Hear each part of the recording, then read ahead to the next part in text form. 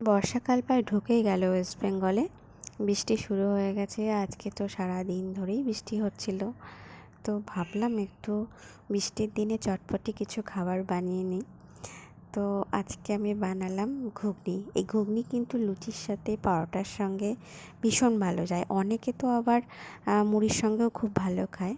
তো এটার জন্য যা লাগবে আমি যেটা করেছি, যে মটর কলাই রাত্রেবেলা ভিজিয়ে রেখেছিলাম মটরগুলোকে, আর এখন প্রেসারে নিভু আছে প্রায় 5-6 মিনিট এটাকে সেদ্ধ করে নেবো। আর এখানে ফোড়নের জন্য রেখেছি 5 ফোড়ন, শুকনো লঙ্কা, দারচিনি, ছোটো এলাচ, লবঙ্গ, গোলমরিচ।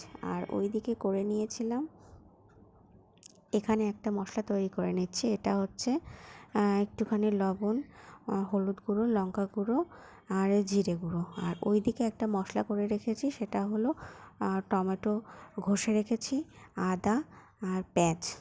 আর এইদিকে এই মশলাটাকে একসাথে মিক্স করে নিয়ে এটা একটু জলে গুলে রাখবো ভালো করে, যাতে মশলাগুলোর পেস্ট ভালো হয়।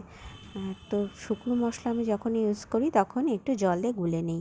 এটা কিন্তু তোমরাও এইভাবে করতে পারো, তাহলে কিন্তু একদম বাটা মশলার মতো টেস্ট আছে। এবার আমি কড়াইয়ে সর্ষের তেল দিয়ে দিলাম। এবার দিয়ে দিলাম তাতে ফোড়ন। আর এই ফোড়নটা হালকা একটু গন্ধ বেরোলেই আমি দিয়ে দেব টমেটো, আদা, পেঁয়াজ। এগুলো ভালো করে তেলের মধ্যে কষে নেব, কারণ মশলা না ভালো করে কষলে কোনো রান্নায় টেস্ট হয় না, এটা সবারই জানা। তো আমি এবার দিয়ে দিলাম এবং এটাকে ভালো করে কষতে দেব।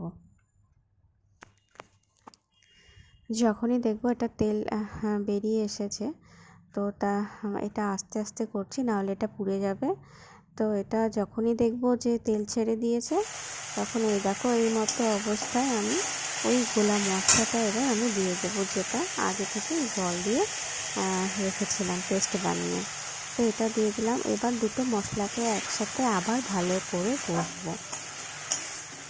এটাও যখন তেল ছাড়া ছাড়া ভাব হবে, তখন আমি দিয়ে দেব ওই সেদ্ধ করে রাখা আলুগুলো।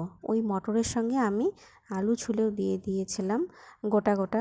প্রেসারে যেহেতু দিয়েছি, এটাকে গোটা না দিলে কিন্তু এটা ভেঙে যাবে। তারপরে গোটা আলুগুলো বের করে সেদ্ধ করার পর আমি এটা ছুরি দিয়ে এইভাবে কেটে নিয়েছিলাম। বাস একটু আলু কষানো হয়ে গেল। এইবার আমি মটরটাকে দিয়ে দিলাম। মটরটা দিয়ে এবার 5 মিনিট মতো নাড়াচাড়া করে ভালো মতো নাড়াচাড়া করে এটা একদম ভালোভাবে ফুটতে দেবো। আর নামানোর আগে দিয়ে দেবো একটু সামান্য চিনি দিয়ে দেবো। তোমরা টেস্ট অনুযায়ী, যারা মিষ্টি পছন্দ করো না তো তারা এটা স্কিপ করতে পারো। তো আমার মনে হয় যে সব রান্নায় ব্যালেন্সের জন্য নুন চিনিটা অবশ্যই দরকার।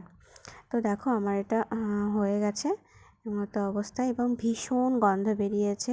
আমি গরম মশলার গন্ধ পছন্দ করি না, তোমরা চাইলে এটাও অ্যাড করতে পারো। তো আজকের আমার ঘুগনি রান্নাটা কেমন লাগলো জানিও কমেন্টে।